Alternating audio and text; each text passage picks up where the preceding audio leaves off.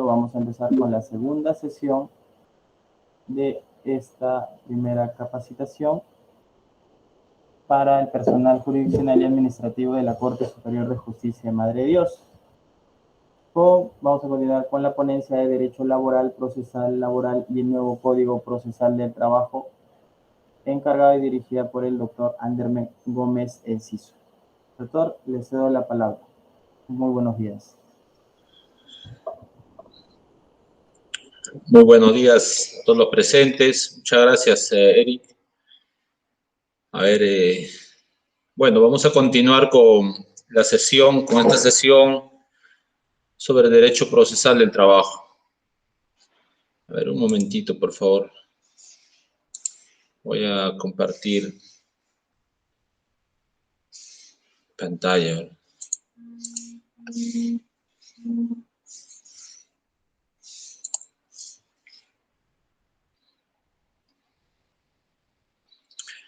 Bien.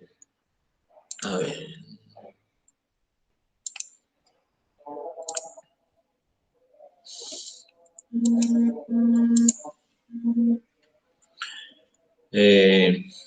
Muy bien.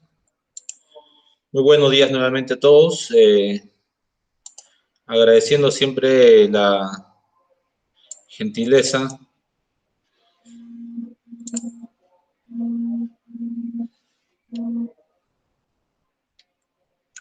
y esta oportunidad que estamos teniendo de poder interactuar y aprovechar pues este día domingo, ¿no? Un día domingo que de descanso, pero creo que los profesionales del derecho siempre estamos a la vanguardia del estudio de las normas, de las leyes, la doctrina, la jurisprudencia, y siempre estamos aprendiendo cada día, ¿no? Por el desenvolvimiento mismo de nuestra profesión. Y bueno, un placer continuar con este tema, ¿no? Bien, ayer habíamos hablado bastante sobre la nueva ley procesal del trabajo, básicamente sobre las competencias materiales, sobre los 9 tipos de procesos que ha aperturado esta nueva ley procesal del trabajo.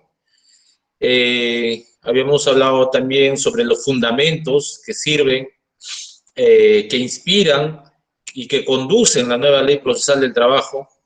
Habíamos hablado un poco también de los principios, obviamente no hemos abarcado todos, pero los más relevantes en cuanto a los principios propiamente de la especialidad laboral, ¿no?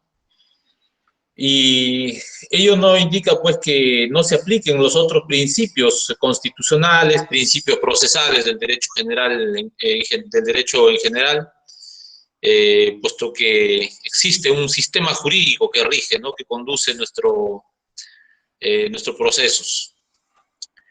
Bien, cuando hablamos ayer sobre nacimiento, desarrollo y extinción de la prestación personal de servicios y los conflictos jurídicos que se ocasionan dentro de este ámbito, habíamos mencionado que es la mayor cantidad de conflictos que se presentan dentro de las relaciones laborales y en todos los regímenes en general, ¿no?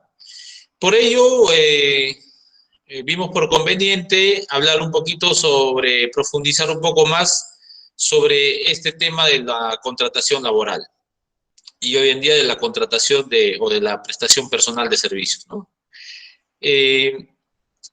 Primero, nuestra legislación básica, que es el Decreto Supremo 003-97-TR, que es el texto único ordenado de la Ley de Productividad y Competitividad Laboral, establece el régimen jurídico del régimen laboral privado, ¿no? Establece el régimen jurídico general. Este régimen jurídico general nos señala, pues, en primer término, la forma de contratación, las modalidades de contratación, los tipos de contratos que se utilizan en el régimen laboral privado. Es así, pues, que tenemos los contratos típicos en materia laboral, ¿no? Los contratos típicos, en primer lugar, están los contratos de duración indeterminada o contratos a plazo indeterminado, ¿no? Y los contratos a plazo fijo, o contratos modales, también denominados. Contratos modales o contratos a plazo fijo. Luego tenemos los contratos también de acuerdo a la jornada de trabajo, que pueden ser a tiempo parcial o a jornada completa, ¿no? Asimismo, podemos indicar también que los trabajadores en el régimen laboral privado no necesariamente van a estar dedicados a un solo empleo. Es posible que puedan realizar otras actividades y por lo tanto puedan tener otros empleos más, ¿no? 2 o más inclusive. E inclusive la legislación permite en el régimen privado que el trabajador pueda tener 2 empleos con el mismo empleador, obviamente en diferente horario, ¿no? Pueda realizar dos actividades con el mismo empleador. Cosa que tenemos que diferenciar de la administración pública, porque en la administración pública está prohibido, ¿no? Está prohibido que un trabajador preste 2 servicios a la misma vez al Estado, ¿no? O que en todo caso perciba doble ingreso o doble percepción remunerativa del Estado, con excepción pues de la actividad docente, ¿no? O de la docencia.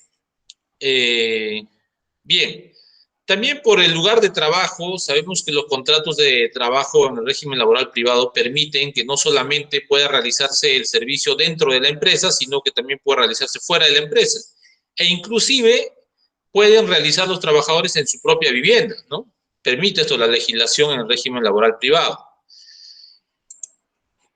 Dentro de las formas de contratación indicábamos que tenemos los contratos de trabajo a plazo indeterminado, los contratos de trabajo en régimen de tiempo parcial y los contratos de trabajo sujetos a modalidad o de plazo fijo. Hay una presunción legal que es la regla general en el régimen laboral privado, ¿no? Que, como habíamos mencionado el día de ayer, el artículo 4 de la Ley de Productividad y Competitividad Laboral señala, pues, que como regla general, en la celebración de todos los contratos de trabajo, se presume que estos contratos son a plazo indeterminado, ¿no? Que en toda prestación personal de servicios remunerada y subordinada se presume la existencia de un contrato a plazo indefinido o indeterminado. Asimismo, pues la existencia del contrato de trabajo da lugar a que el trabajador goce de todos los derechos reconocidos en la legislación, desde la Constitución política, las leyes y normas infralegales, ¿no? Entonces, también recordando que todos los derechos legales son irrenunciables.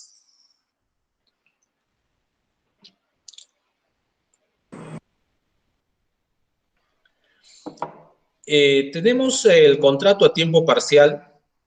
Esto solo para distinguir del contrato de trabajo a tiempo completo, ¿no? La jornada de trabajo a tiempo parcial tiene un horario, llamémoslo así, o una jornada inferior a 4 horas por día, o en todo caso en el promedio semanal no debe exceder de 4 horas diarias.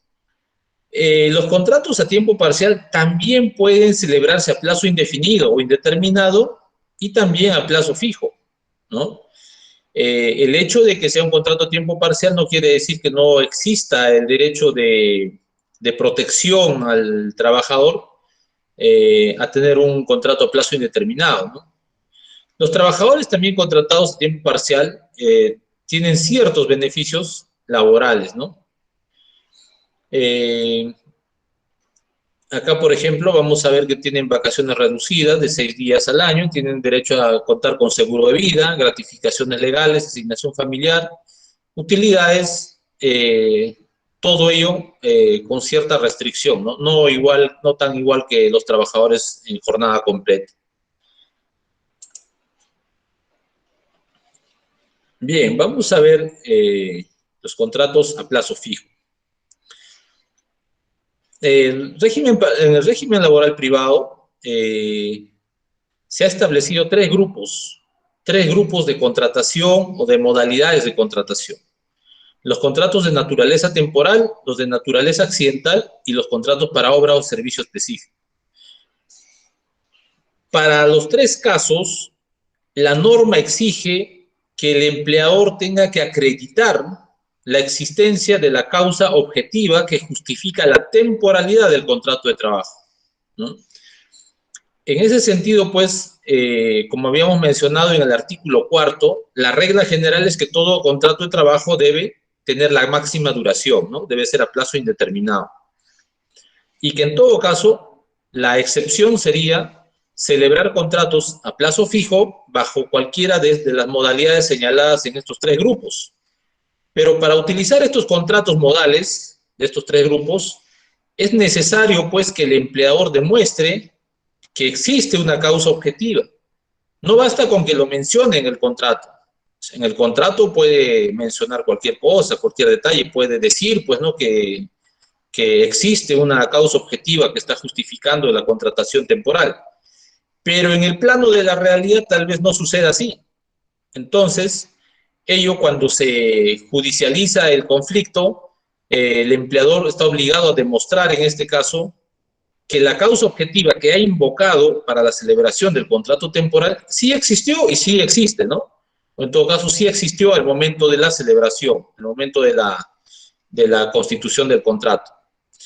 Y esto es una regla que protege, pues, ¿no?, a los trabajadores de las conductas fraudulentas de su empleador, ¿no? Del intento del empleador de evadir sus obligaciones laborales, ¿no? Bien, algunas modalidades contractuales han señalado un plazo máximo de duración, algunos tienen un plazo máximo de 3 años, otros hasta de 5 años, ¿no? Vamos a ver los tres grupos de contratación a plazo fijo. Tenemos en primer lugar los contratos de naturaleza temporal, ¿ya? En los contratos de naturaleza temporal se va a utilizar esta contratación cuando se verifique, pues, el inicio de una nueva actividad, ¿no? El inicio o el incremento de una actividad que viene realizando la empresa empleadora, ¿no? Ello se tiene que acreditar, se tiene que demostrar, y por ello también hablábamos del principio de primacía de la realidad, que el principio de primacía de la realidad se aplica procesalmente de tal manera que nos va a servir para dilucidar, para aclarar, para solucionar todo tipo de conflictos jurídicos laborales, no solamente los de desnaturalización, ¿no? Otros temas como, por ejemplo, accidentes de trabajo, enfermedades profesionales, ¿no? Verificación si es un contrato temporal de acuerdo a ley o no, o está desnaturalizado, etcétera, ¿no? Todo tipo de materias laborales. Entonces, este contrato se celebra, pues, cuando la empresa inicia su actividad o cuando está incrementando una actividad que ya tiene, ¿no? Tiene un plazo máximo de celebración de 3 años, ¿no? Y si nos excedemos de los plazos máximos de contratación, ya se produce la desnaturalización. Tenemos el segundo contrato, que es por necesidad del mercado, ¿no? En los contratos por necesidad del mercado se produce, pues, un incremento de la demanda, ¿no?, en el consumo, de tal manera que el empleador se ve en la necesidad de atender esa mayor demanda, ¿no? Entonces, el incremento de la demanda, pues, mientras no sea temporal, sino sea algo espontáneo, que se va manteniendo en el tiempo, puede justificar la celebración de contratos de trabajo por necesidad del mercado. Tenemos el tercer tipo de contrato modal, que es el contrato por reconversión empresarial, que usualmente se realiza cuando la empresa decide de repente fusionarse o cambiar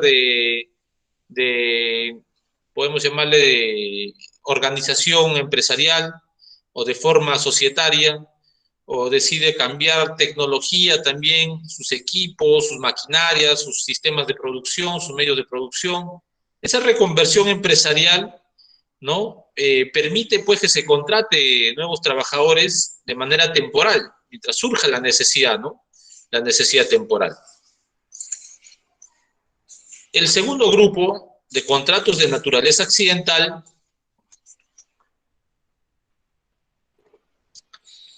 tenemos, por ejemplo, los contratos ocasionales. Aquellos que se celebran pues para la prestación de servicios en actividades que no son propias generalmente de la actividad comercial de la empresa, ¿no? Sino de actividades secundarias o auxiliares, ¿no? Tenemos el contrato de suplencia. El contrato de suplencia, como bien sabemos, es una modalidad temporal que se celebra con el trabajador para reemplazar a un trabajador que ya es titular, ya es permanente, ¿no? De una plaza de trabajo, de un cargo. Entonces, se reemplaza a este trabajador titular porque pudo haber sido desplazado por cualquiera de las formas de desplazamiento, de repente está con una licencia, con goce de haber, sin goce de haber, ¿no? Etcétera. O por acuerdo de las partes han decidido suspender temporalmente el contrato. Entonces, mientras se mantenga ese periodo de suspensión del contrato de trabajo, se puede contratar por suplencia, ¿no? Para reemplazar al trabajador titular. Hay supuestos de desnaturalización también que la norma señala, ¿no? Si el trabajador titular no se ha reincorporado a su puesto de trabajo al finalizar el periodo de la licencia, ¿no? O el periodo de la suspensión del contrato de trabajo, y el suplente continúa laborando, en esos casos, por ejemplo, se va a producir la desnaturalización. Y cuando hablamos de desnaturalización, siempre vamos a referirnos a que han perdido su forma jurídica formal para convertirse en lo que establece la regla general de la contratación laboral, que es el contrato a plazo indeterminado. En el tercer punto vamos a ver de los contratos de naturaleza accidental, los contratos de emergencia. Los contratos de emergencia pues se dan por caso fortuito o fuerza mayor, ¿no? Ante situaciones de repente de catástrofe o de fenómenos naturales que van a generar una situación de atención urgente, ¿no? De atención de determinados servicios o de determinadas actividades con la mayor premura, ¿no? Entonces, se puede utilizar el contrato de emergencia para esos casos. Luego tenemos los contratos para obra o servicio específico. O contratos para obra determinada, ¿no? Para una obra determinada se puede contratar, pues, a un trabajador y acá, obviamente, se puede verificar de manera objetiva la existencia de la obra determinada con, por ejemplo, por llamarlo así, informes técnicos de ejecución de la obra o del proyecto mismo, el expediente técnico, ¿no? Entonces, no basta que en el contrato se mencione, pues, que se contrató para tal obra, sino que debe verificarse en la realidad que exista realmente tal obra. Porque, como les menciono, es frecuente, es muy probable que el empleador siempre está pendiente, siempre tiene esa tendencia a evadir, ¿no? A evadir las normas laborales. Ahora, para servicio específico, también el servicio específico es una actividad, un servicio profesional, un servicio técnico, un servicio artístico, etcétera, intelectual, que es determinado, ¿no? Inclusive para actividades permanentes de la empresa se puede utilizar este tipo de contratación, pero tiene su característica también de temporalidad radica pues en que se está contratando para un objeto, una finalidad concreta, ¿no? Una finalidad concreta. Por ejemplo, si yo contrato un ingeniero, no para que me haga una obra, sino para un servicio específico, que me elabore un expediente técnico. Tiene que elaborar el expediente técnico y concluye su contrato. Pero ¿qué sucede si yo supuestamente contrato a un ingeniero para que me elabore un expediente técnico, pero no elabora el expediente técnico, sino realiza otras actividades, ¿no? De carácter permanente, que son propias de la actividad comercial de la empresa, ¿no? A pesar de que en el contrato pueda decir que es para un servicio específico, que es elaborar un expediente técnico, ¿no? Entonces, las formas del contrato no sabemos muy bien que por principio de primacía de la realidad no tienen mucha trascendencia en el derecho laboral. Por el contrario, el juez tiene que buscar la verdad real, la verdad material, la verdad objetiva, la que se ha dado en el plano de la realidad de la contratación entre empleador y trabajador. ¿no?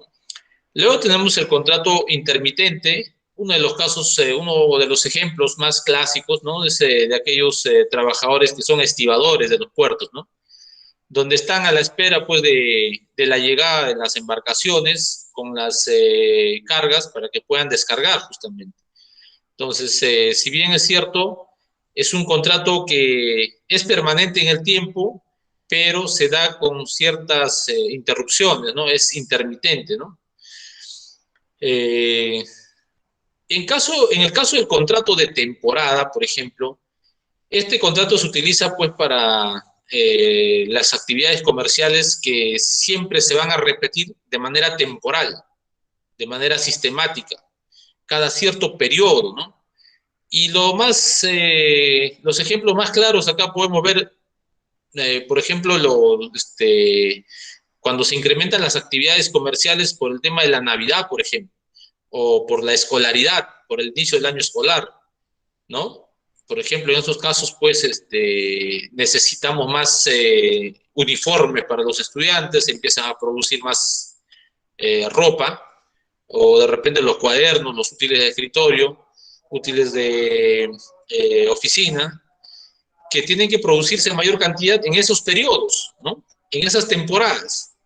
Entonces, se justifica la contratación por la temporada, nada más, ¿no?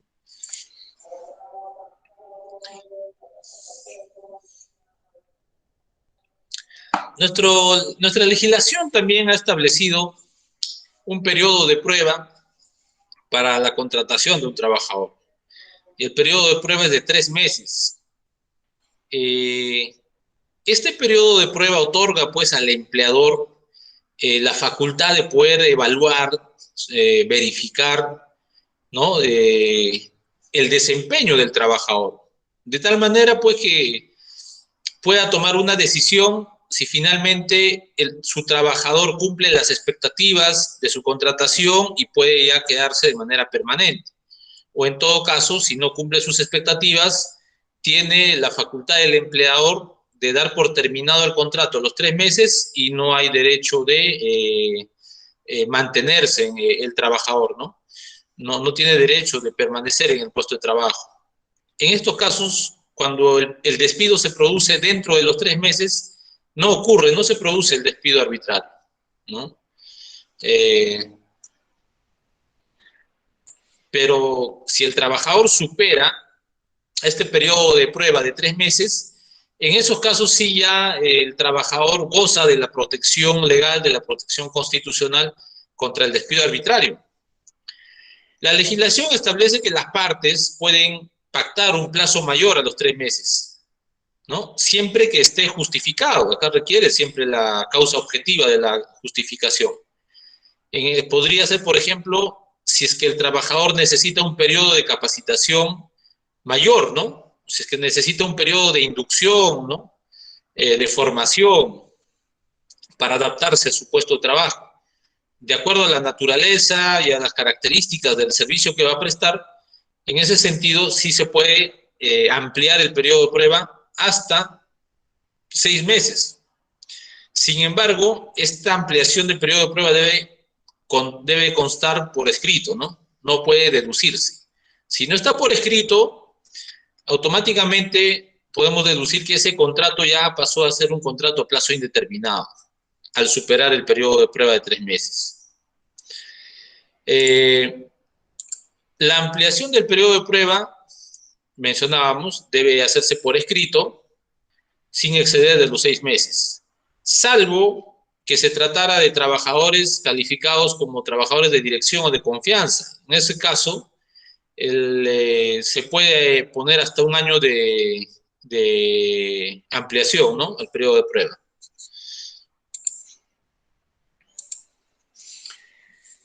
Bien.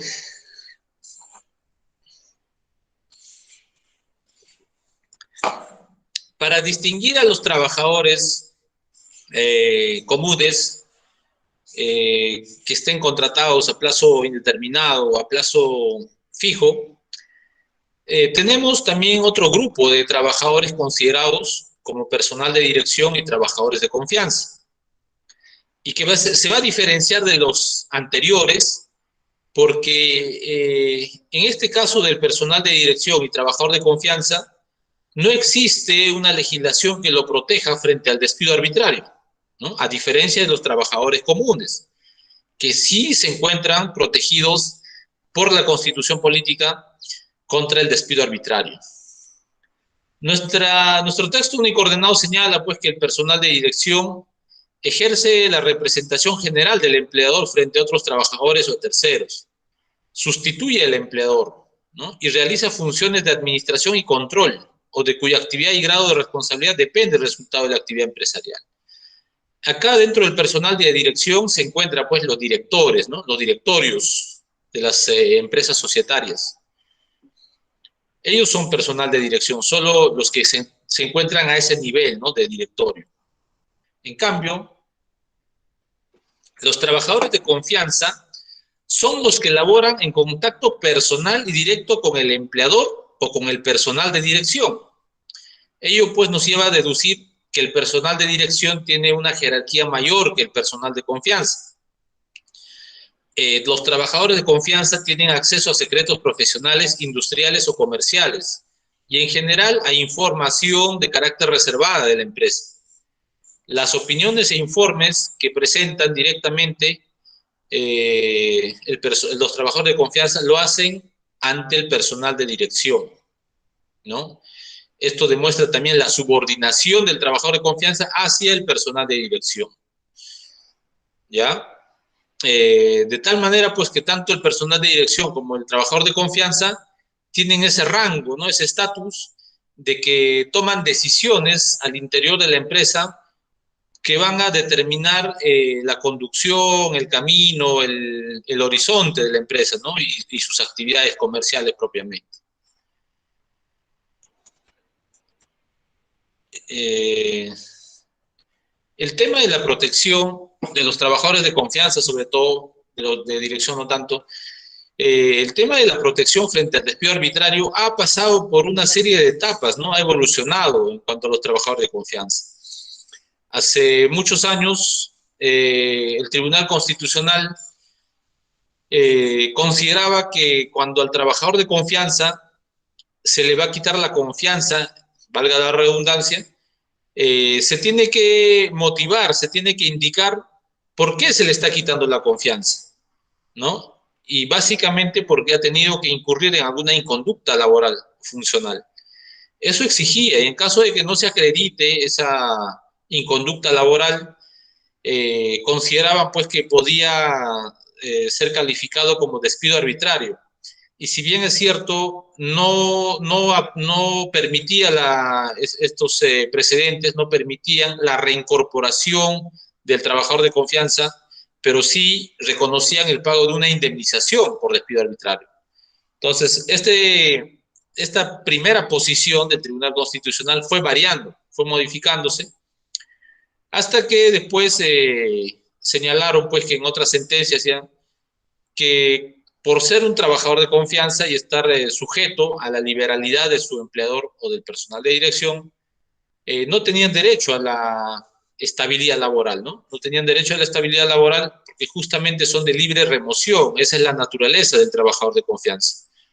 Y por lo tanto señalaron pues que solamente podría reclamar una indemnización en caso de que el empleador le haya imputado una falta grave de manera fraudulenta, de manera falsa, ¿no? Entonces, esto considerando pues que también el trabajador de confianza tiene también responsabilidades y asume responsabilidades por los daños y perjuicios que pudiera ocasionar, ¿no? En caso de que pudiera ocasionar a su empleador. Entonces, ha ido evolucionando esto, y hoy en día, pues, los trabajadores de confianza no tienen protección contra el despido arbitrario, ¿no? Aunque hay un último pleno, pues, que el Pleno Jurisdiccional Supremo en materia laboral, que establece esto claramente, que cuando el trabajador es designado de la calle, por llamarlo así, comúnmente, como hablamos, o sea, es una persona ajena a la empresa, es una persona que contratan, ¿no? Sin vínculo laboral con la empresa, Solo en esos casos podría darse la libre remoción del trabajador de confianza. Pero ¿qué sucede si, por ejemplo, a un trabajador de la misma empresa lo promueven, lo premian, entre comillas, y le encargan o le designan en algún cargo de confianza, ¿no? O inclusive podrían encargarle como personal de dirección? ¿Qué sucede en esos casos? El acuerdo plenario ha señalado pues que el trabajador tiene derecho a retornar a su plaza de origen, a su cargo de origen, ¿no? En todo caso, salvo que se diera la imposibilidad de que retorne a su plaza de origen, tiene derecho a una indemnización, ¿no? A la indemnización tasada prevista en el artículo 38 del texto único ordenado de la Ley de Productividad y Competitividad, ¿verdad? Entonces, esa es la manera en que ha evolucionado el derecho a la estabilidad laboral de los trabajadores de confianza. Sin embargo, este último acuerdo plenario está siendo muy discutido por cierto sector de colegas, ¿no? Juristas, laboralistas en la ciudad de Lima, que ya he revisado algunos artículos donde están mencionando pues que se está regresando, se está retornando a la vulneración del derecho a la estabilidad laboral de aquellos trabajadores que han sido promocionados, ¿no? Que han sido promovidos a un cargo de dirección o de confianza y que luego tienen que ser despedidos por su empleador, ¿no? Con la única posibilidad de que si el empleador no quiere su reposición, perciban una indemnización, ¿no? Veremos qué sucede más adelante, de repente por ahí sale un control difuso, no sabemos, ¿no? Bien, hacemos todo esto, este análisis de la contratación laboral para llegar a entender los casos más comunes y los casos más abundantes en la carga jurisdiccional, ¿no? En la carga procesal, que son los casos de desnaturalización del contrato de trabajo o de la desnaturalización del contrato civil. O sea, hay dos formas de desnaturalización de los contratos. En primer término, vamos a ver la desnaturalización de los contratos civiles. ¿Ok? Nos dice, yo estoy haciendo una comparación. Tenemos pues que el contrato de locación de servicios se encuentra regulado en el artículo 1766 del Código Civil. El contrato de locación de servicios en principio se caracteriza porque es una actividad que se realiza por cuenta ajena, ¿no? O sea, la persona que realiza el servicio lo presta a favor de un tercero. Ese tercero está obligado a retribuirle, a pagarle por esa prestación de servicio.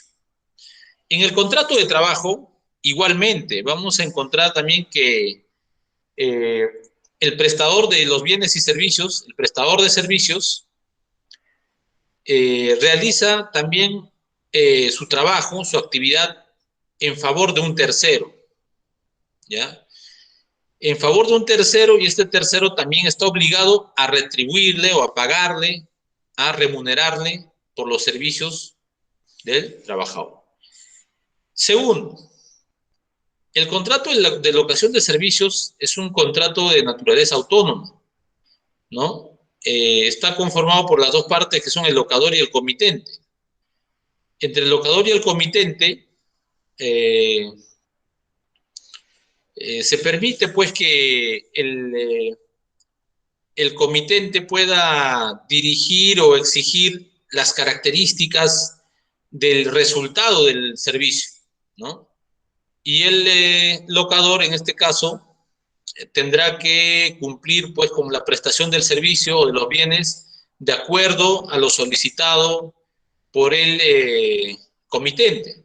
Sin embargo, acá no existe subordinación, es decir, que el comitente no va a tener un poder de dirección, de dar órdenes, de disciplinar al locador. Por lo tanto, esa es la principal diferencia entre el contrato de trabajo y el contrato de locación de servicios. Porque en el contrato de trabajo, en cambio, es fundamental que se pueda establecer la subordinación, ¿no? El empleador y el trabajador están vinculados jurídicamente antes de iniciarse la prestación del servicio. y durante la prestación del servicio, ¿no? Por lo tanto, este vínculo jurídico permite pues que el empleador pueda dirigir, conducir, ¿no? Dar órdenes, disciplinar, sancionar inclusive a su trabajador. Ese es el poder de subordinación. Ahora, la prestación de servicios es personal en ambos casos, tanto en la locación de servicios como en el contrato laboral, ¿ya? En ambos casos, la prestación tiene que ser personal, tiene que ser realizado por el mismo contratado. Y siempre va a ser una persona natural, en el caso del contrato de trabajo. En el caso del contrato de locación de servicios, se permite pues la participación de terceros, inclusive para ayudar, ¿no? Para ayudar al locador.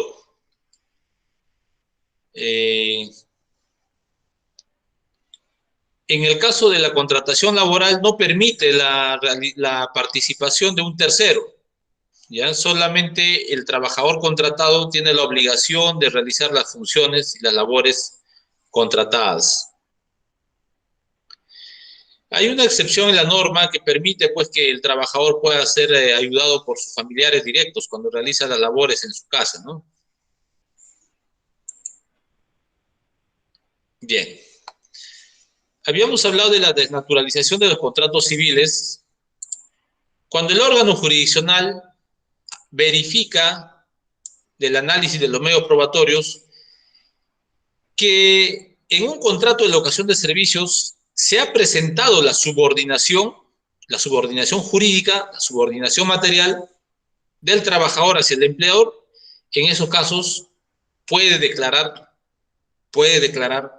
que ese contrato es un contrato de trabajo y no un contrato de locación de servicios. Ello en virtud del principio de primacía de la realidad y del principio de irrenunciabilidad de los derechos laborales. Porque el contrato formal, ¿no?, que encubre una relación de trabajo no puede privar de los efectos jurídicos que corresponden a la relación laboral. No puede privar porque estaría contraviniendo al principio de irrenunciabilidad. Porque ese contrato de locación de servicios en la forma, ¿no?, que recoge una forma de contrato civil, pues en el fondo está generando que haya un menoscabo a los derechos del trabajador. En el fondo existe una especie de renuncia tácita, ¿no?, a los derechos económicos, a los derechos laborales. Por lo tanto, esa especie de renuncia tácita va a ser ineficaz, va a ser nula, no tiene validez. Por lo tanto, si el juzgado, si el órgano jurisdiccional verifica la existencia de la subordinación, tiene que reconocer la existencia de un contrato de trabajo, ¿no? Ahora,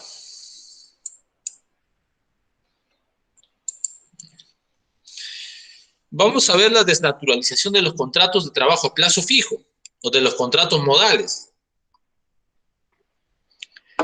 Porque el hecho de que se haya celebrado un contrato de trabajo, que sea propiamente un contrato de trabajo de naturaleza jurídica laboral, pero para un plazo determinado, no necesariamente quiere decir que ese contrato se encuentre ajustado a las normas legales.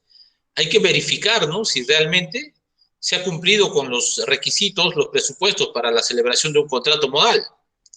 Y esto es fundamentalmente verificar que se haya producido la contratación, ¿no?, bajo la causa justificante, que es una causa objetiva, bajo la causa objetiva justificante, ¿ya?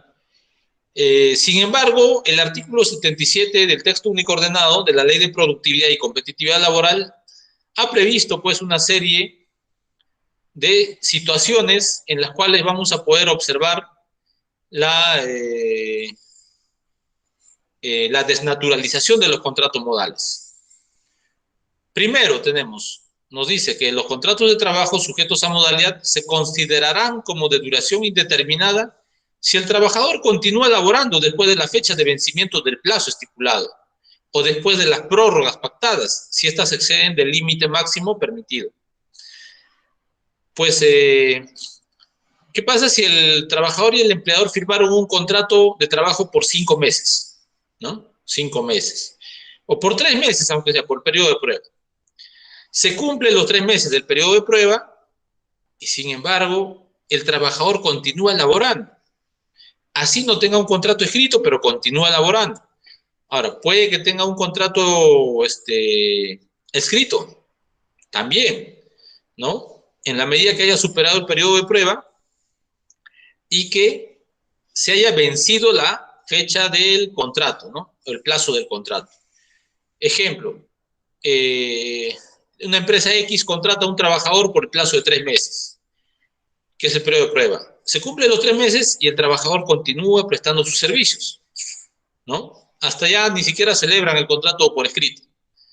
Entonces, en esos casos, al verificarse que el trabajador continúa laborando después del vencimiento del plazo del contrato modal, debe entenderse pues que ya estamos frente a un contrato a plazo indeterminado, ¿no? Ahora, el segundo supuesto, cuando se trata de un contrato para obra determinada o para servicio específico. En este caso, si el trabajador continúa prestando servicios efectivos después de que haya concluido la obra, ¿no? La obra determinada o el servicio específico. Si se verifica que el trabajador continúa prestando sus servicios, entonces ese contrato modal se ha desnaturalizado y se ha convertido en un contrato a plazo indeterminado, ¿no? El otro supuesto, el tercero, si el titular del puesto sustituido, esto es en el caso de las contrataciones por suplencia, no se reincorpora, vencido el término legal o convencional, y el trabajador contratado continuará laborando. Si continúa laborando, luego de que el titular de un puesto de trabajo, de un cargo, se ha reincorporado, ¿no? Entonces, el supuesto suplente, ¿no? El supuesto suplente de su puesto continúa trabajando. Entonces, ese contrato ya prácticamente se ha desnaturalizado y se convierte en un contrato a plazo indeterminado. Tenemos el tercer supuesto. Cuando el trabajador demuestre la existencia de simulación o fraude en las normas establecidas en la presente ley, ¿no? Esta es una norma ya más abierta. Esta es una norma más abierta que permite pues al juzgador verificar la existencia de simulación o el fraude en el que ha incurrido el empleador, ¿no? La forma de acreditar, de probar es fácilmente, verificando pues la naturaleza del trabajo, del servicio prestado, ¿no? Verificando las características de la prestación personal de servicios y si se trata de un servicio o un trabajo de carácter permanente para la empresa, ¿no? Entonces,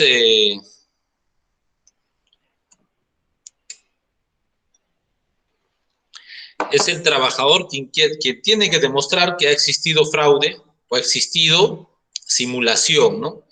Para encubrir una relación laboral a plazo indeterminado. Estas desnaturalizaciones, sea de los contratos a plazo fijo o de los contratos de locación de servicios, van a generar una serie de conflictos jurídicos, ¿no? Van a generar una serie de conflictos jurídicos a los que le denominamos despido, ¿no? Se va a producir el despido cuando pues el empleador le diga a su trabajador, ¿sabes qué? Por ejemplo, terminó tu contrato de trabajo, se cumplió el plazo y chao, ¿no? Ya se extinguió el vínculo laboral. Justamente esta forma de extinción del vínculo laboral ha ocasionado una serie de conflictos, ¿no? De conflictos de toda índole. Eh, por lo tanto, en la doctrina jurisprudencial y en la norma, en el texto único ordenado, hemos logrado identificar esta clasificación de los tipos de despido, ¿no? ¿Ya? A ver.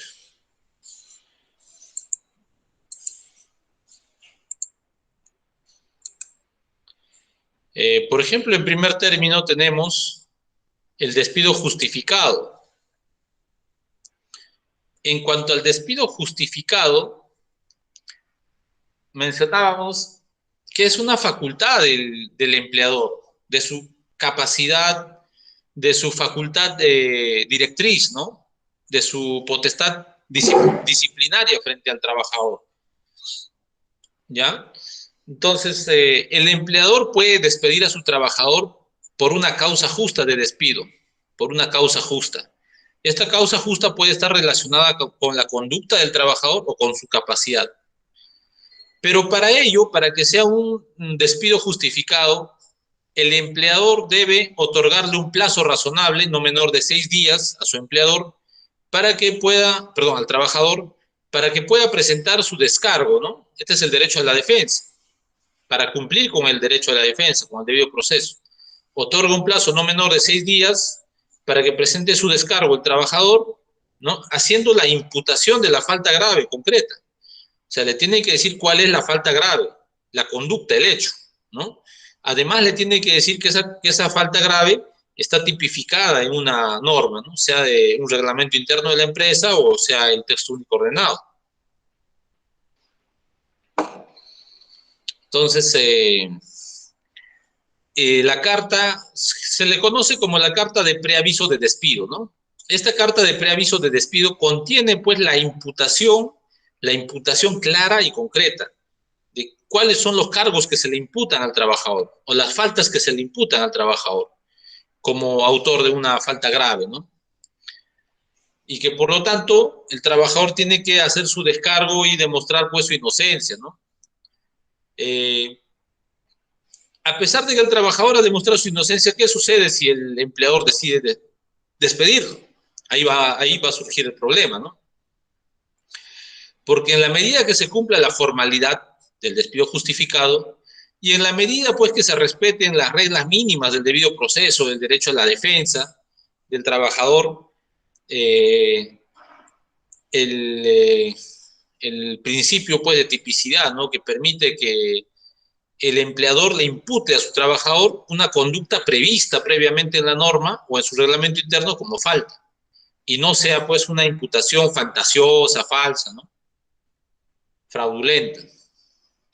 En ese sentido, pues, luego de correrle el traslado y de recibir el descargo o sin su descargo del trabajador, el empleador tomará una decisión y si decide despedirlo, pues así le comunicará mediante una carta notarial, nos dicen, ¿no? Le comunicará a su trabajador que está procediendo a despedirlo.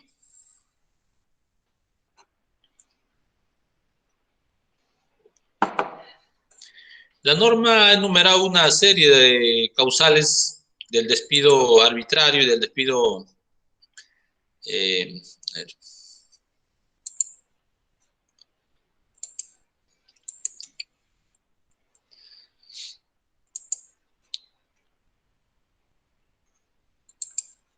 Creo que se fue la pantalla.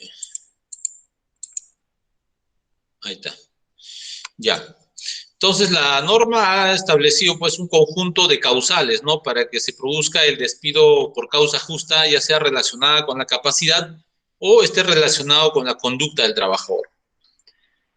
Sin embargo, pues los conflictos jurídicos se presentan, ¿no? Cuando no se cumple con las normas, no se cumple con las formalidades, cuando el empleador decide, pues, no seguir el procedimiento establecido en la norma. Entonces, vamos a ver el primer caso de despido arbitrario.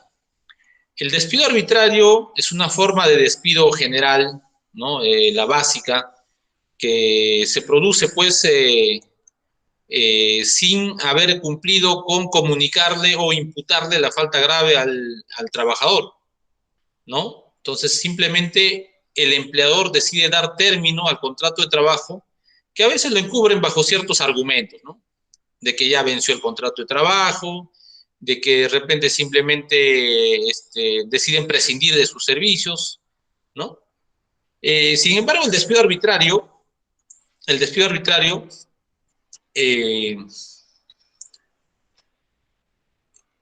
tiene como único efecto jurídico, según el texto único ordenado de la Ley de Productividad, el pago de una indemnización, ¿ya? el pago de una indemnización tasada que equivale a una remuneración y media por cada año trabajado, hasta un máximo de 12 remuneraciones, ¿no? Esa es la indemnización tasada. Si el trabajador decide demandar solamente la pretensión de despido arbitrario y la indemnización tasada por despido arbitrario, en ese caso ya no tendría derecho a la reposición, ¿no? Porque estas dos pretensiones son contradictorias, son opuestas. O plantea la reposición o plantea la indemnización, no ambas. En el caso del despido arbitrario mencionábamos que tiene otras formas de expresión, de manifestación. Tenemos el despido incausado. El despido incausado es aquella que se produce pues sin comunicarle la causa justa de despido, que puede darse de manera escrita o también de manera verbal, ¿no? Ese es el despido sin causa, ¿no? El despido incausado o despido sin causa justa, sin motivo justificante. En el caso del despido incausado, a diferencia del despido arbitrario, se puede plantear también la reposición como pretensión principal. Sin embargo, lo que se puede plantear, ojo, acá tampoco no procede indemnización por despido arbitrario si es que se plantea la reposición.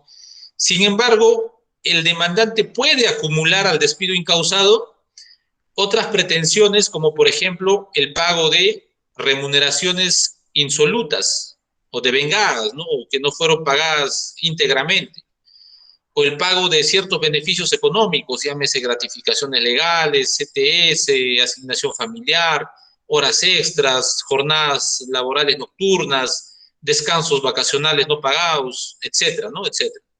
Entonces, se pueden acumular todas las pretensiones económicas al despido incausado. Además, también se puede acumular las pretensiones indemnizatorias o resarcitorias. Por ejemplo, las pretensiones de indemnización por daño moral, ¿no? La indemnización por daño a la persona. Se puede acumular la indemnización por daño emergente y lucro cesante. Ya en la jurisprudencia está ya marcado, ¿no? Esta pretensión de daño emergente y lucro cesante, que es fácilmente acumulable al despido, a la pretensión de reposición por despido. Por ejemplo, a ver, antes de pasar a un ejemplo, en estos casos ha existido bastantes pronunciamientos que van y vienen, ¿no? O iban y venían, tanto del Tribunal Constitucional como de la Corte Suprema, que cuando un trabajador era despedido sin causa, generalmente acumulaban como pretensiones accesorias el pago de remuneraciones y beneficios económicos no percibidos durante el periodo del despido, ¿no? Entonces ya eso se ha zanjado, se ha establecido que no se puede pagar por un periodo no trabajado. O sea, si no hay prestación personal de servicios efectivos, no puede haber remuneración, tampoco beneficios económicos, ¿no? Eso ha sido establecido ya en la jurisprudencia. Sin embargo, ha quedado otra opción, ¿no? Ha quedado otra opción para los trabajadores para que puedan demandar una indemnización por daño emergente y lucro cesante, y básicamente por el lucro cesante. Este lucro cesante se calcula en relación a las remuneraciones dejadas de percibir. Eso es lo que han señalado, ¿no? En la Corte Suprema. Entonces, se puede tomar en cuenta las remuneraciones dejadas de percibir como un monto para cuantificar la indemnización por lucro cesante. Entonces, acá vamos a diferenciar, una cosa es pedir o demandar que se paguen las remuneraciones y beneficios económicos de un periodo no trabajado, y otra cosa es demandar una indemnización, o sea, un resarcimiento económico por ese periodo que le ocasionó al trabajador una pérdida económica, ¿no? Una pérdida en el lucro cesante. Bien, tenemos, acá me he olvidado agregar el despido fraudulento.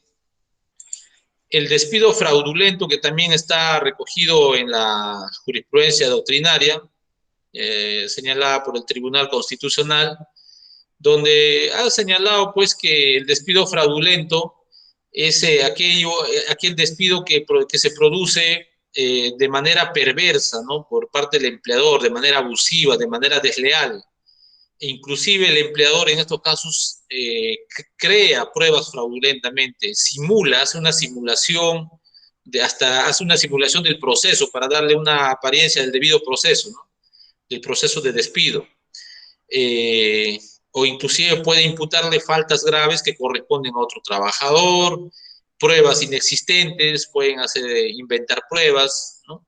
Entonces, acá hay un ánimo perverso del empleador contra el trabajador con la finalidad, pues, de realizar el despido y darle una apariencia de despido justificado, ¿no? Entre comillas.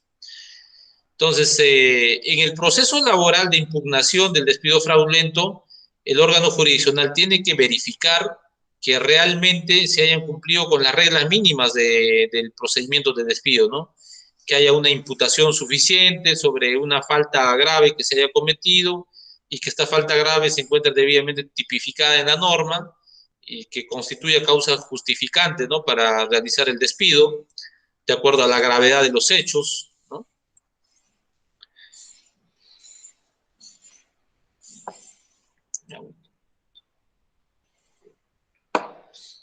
Bien. En ese sentido, pues, el despido fraudulento también busca proteger al trabajador frente al despido arbitrario, ¿no? Y la pretensión en este caso sería una reposición del trabajador en su puesto de trabajo, ¿no? Adicionalmente, se puede acumular como pretensiones, por ejemplo, la indemnización. La indemnización puede ser por daño moral, porque obviamente ha tenido que sufrir algún daño moral, ¿no? El trabajador ha tenido que sufrir, ha tenido que sentir pues ese sentimiento de dolor, de preocupación, de pérdida, ¿no? De su puesto de trabajo por hechos falsos que se les ha imputado. Entonces, eso puede justificar una indemnización, ¿no? Y la gran parte de la doctrina laboral, creo, que están de acuerdo en que toda forma de despido arbitrario, debe merecer una reparación económica, ¿no? Además de la reposición, porque un trabajador que es despedido arbitrariamente, de manera fraudulenta o de manera incausada, ¿no?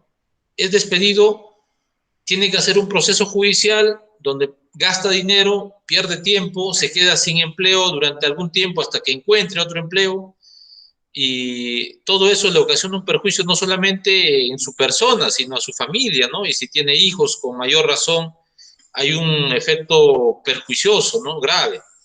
Entonces, todos esos efectos negativos, todo ese daño que se le ocasiona al trabajador, ya la gran mayoría, creo, de nuestra clase jurídica señala pues que debe resarcirse, debe haber necesariamente una indemnización, no puede bastar con una reposición, porque una reposición que de repente se ha producido después de un año, de 2 años o de 3 años, no es lo mismo, no le estamos dando la tutela jurisdiccional efectiva, no hay una tutela judicial efectiva.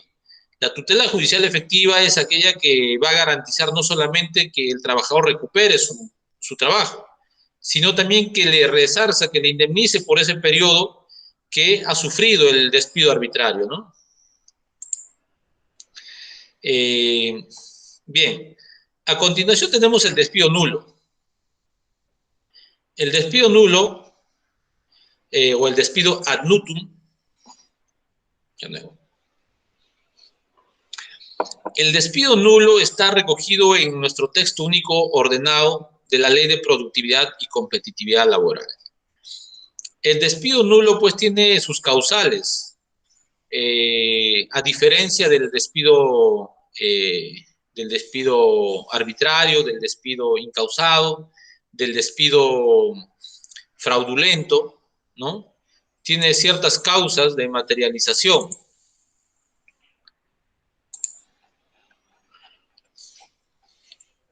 Las causas de despido nulo, a ver, por ejemplo, son, en primer lugar, tenemos la afiliación del trabajador a un sindicato o la participación en actividades sindicales, que tiene que haber una relación, ¿no? Una relación más o menos temporal, cronológica y razonable, aplicando el principio de razonabilidad, de que a causa de la afiliación o de la participación del trabajador en actividades sindicales, está siendo objeto del despido, ¿no? Tiene que haber, como le digo, un criterio de razonabilidad ahí, porque no hay más reglas ahí, ¿no? Por ejemplo, pues no podemos decir que es a causa de una afiliación a un sindicato un despido que se produce después de un año de la afiliación, por ejemplo, ¿no? Entonces tiene que haber cierta conexión temporal, cronológica, razonable, ¿no? Por ejemplo, también el ser candidato a representante de los trabajadores o haber actuado en calidad de representante de los trabajadores, sea como dirigente sindical o como representante nada más del grupo de trabajadores, también otorga la protección frente al despido del trabajador. Y que en caso de que se produzca el despido, también estamos frente a un despido nulo. También se configura el despido nulo cuando el trabajador presenta alguna queja o presenta algún proceso contra el empleador, pero en este caso la queja tiene que presentar ante las autoridades competentes. ¿Quiénes serían las autoridades competentes? ¿No? Básicamente o principalmente son la Autoridad Administrativa de Trabajo, que hoy en día está a cargo de SUNAFIL, o también podría ser ante la autoridad judicial, en caso de que haya presentado un proceso judicial y a causa del proceso, pues, para reclamar sus derechos laborales, ¿no?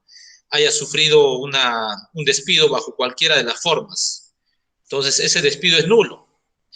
Y como despido nulo, vamos a ver los efectos jurídicos más adelante. También se configuran como despido nulo los actos de discriminación, o sea, que el despido se produzca por una manifiesta discriminación, que sea por razón de sexo, de raza, de religión, de opinión, de idioma, ¿no? Esto se tiene que determinar también de manera razonable, ¿no? Con los criterios de conciencia y la expertise, pues, de los magistrados, ¿no? Por ejemplo, a ver, entra la empresa, esta empresa X, contrata un nuevo gerente y este nuevo gerente ingresa y encuentra, pues, por ejemplo, que en su empresa hay dos trabajadores que son de la religión, a ver, podemos llamarlo los israelitas, ¿no? Los israelitas. Entonces, que utilizan cabello largo y sus barbas largas y caminan con sus túnicas, ¿no? Entonces, ¿qué hace este empleador? Puede simular fraudulentamente la imputación de una falta grave, simular un proceso de despido y con ello materializar el despido, dándole la apariencia de que es un despido justificado, ¿no? A pesar de que podemos plantear en este caso, por ejemplo, una especie de despido fraudulento, podemos decir que hay un despido fraudulento, sin embargo tenemos que ir al fondo, a la causa misma del despido. Entonces, la causa de despido, si se trata de un despido basado en un acto de discriminación por su religión, entonces es algo grave, ¿no? Y por lo tanto se puede tipificar como despido nulo, ¿no? Y vamos a ver en unos momentos cuál es la diferencia, pues por qué la importancia de que se considere como despido nulo o que se considere como despido incausado o despido fraudulento, ¿no? Entonces, también son considerados como despido nulo cuando se produce el despido de una trabajadora embarazada, ¿no? O en cualquier periodo del periodo de gestación, hasta inclusive un año posterior al parto, ¿no? Tiene protección legal las trabajadoras gestantes o lactantes hasta un año inclusive, ¿no? Del periodo de lactancia. Esto con la finalidad, pues, de darle la mayor protección, porque son el grupo más vulnerable, ¿no? Los menores de edad, las madres gestantes y los discapacitados, ¿no? Entonces, nuestro texto único ordenado ha señalado, pues, que en caso de que se verifique de que el despido ha sido nulo, por cualquiera de las causales de nulidad, el efecto jurídico es que en este caso sí, el empleador tiene que pagarle todo, los conceptos, llámese remuneraciones, beneficios económicos, beneficios sociales, todo concepto remunerativo que hubiera recibido el trabajador en caso de continuar laborando, ¿no? Es como si nunca se hubiera producido el despido. Este es el único caso en que nuestra legislación reconoce el pago de remuneraciones y beneficios económicos, ¿no? Y eso prácticamente es como una protección accesoria, ¿no? Ya es un asunto accesorio. Al ampararse el despido nulo, automáticamente no solamente se va a amparar la reposición del trabajador, sino el pago de todas sus remuneraciones y todos sus beneficios durante el periodo que no laboró, ¿no? Ahora, como última forma de despido, penúltima, tenemos el despido indirecto. El despido indirecto está también reconocido en nuestra legislación, en el texto único ordenado. Es una forma de despido que no utiliza usualmente el empleador, sino que lo utiliza el trabajador. El trabajador utiliza esta forma de despido, es una especie de autodespido, ¿no? A ver, voy a pedirles una pausita de medio minuto, por favor, para servirme el agua, ¿ya?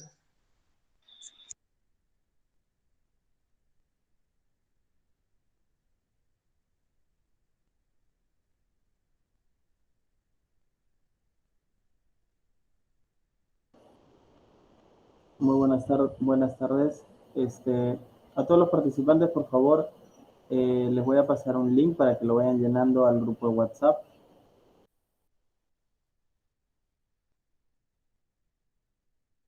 No olviden, por favor, llenar su asistencia del día de hoy y ya se les va a comunicar la fecha y hora de la siguiente ponencia para la semana que viene.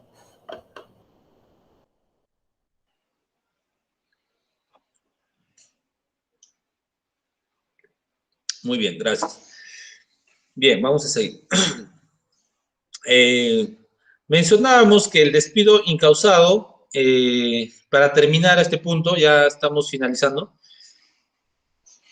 ¿Tenemos tiempo todavía, Eric? Sí, doctor, sí.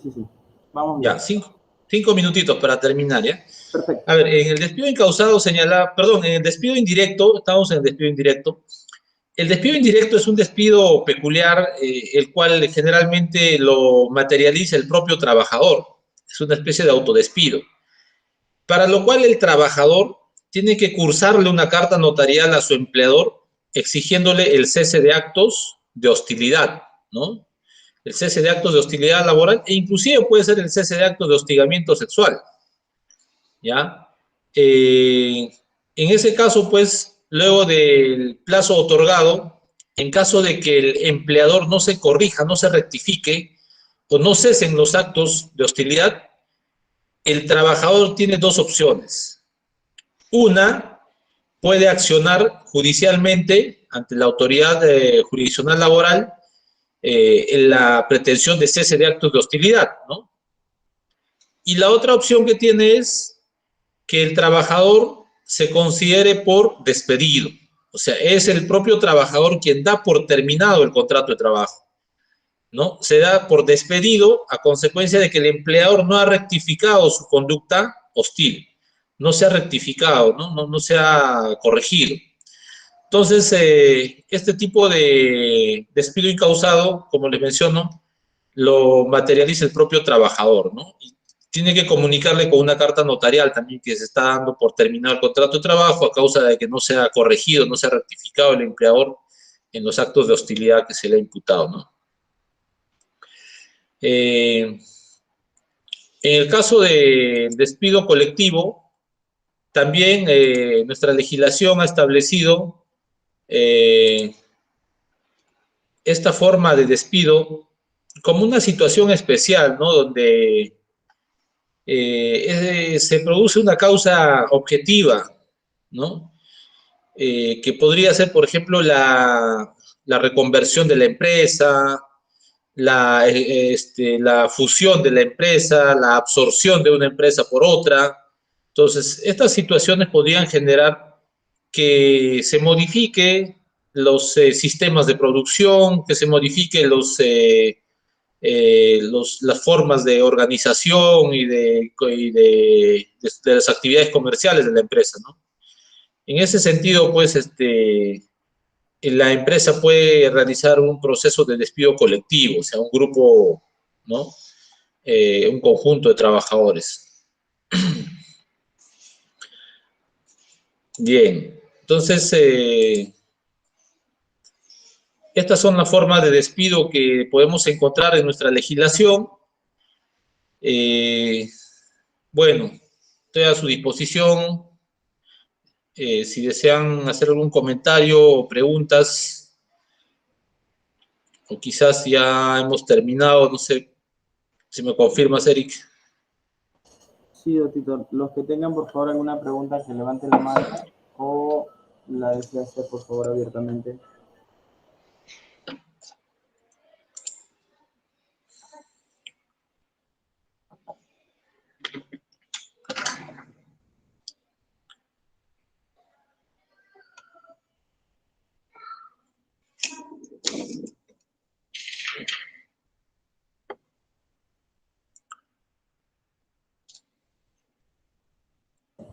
Doctor, no tenemos preguntas. Listo. Entonces, compartir. Listo. Bueno, entonces,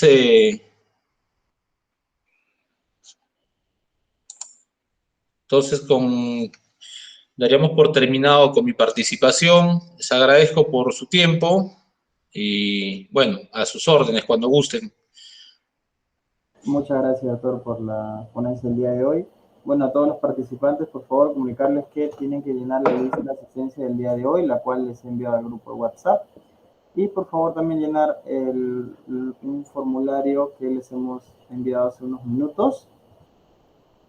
Ya, eso sería todo. Muchas gracias, doctor, y gracias a todos los participantes. También recordarles que esta clase está siendo grabada y les también estaremos remitiendo a sus correos electrónicos. Tengan todos muy buenas tardes. Buenas tardes, doctor Anderman. Muchas gracias. Muchas gracias a todos. Buenas tardes. Buen fin de semana. Buenas tardes, muchas gracias.